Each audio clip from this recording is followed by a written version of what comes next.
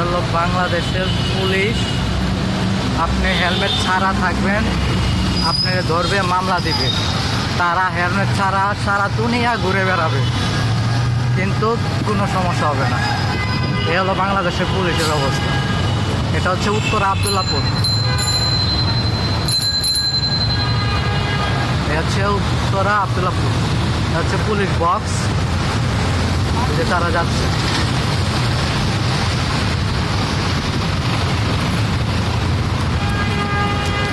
মামা রেখে দেন, আর বেশি দূর যাওয়া যাবে না।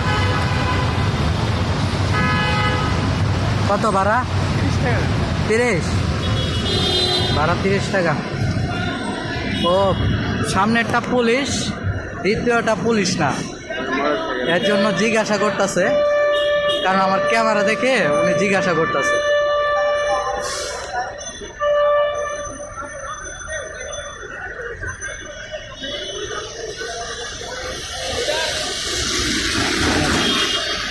উনি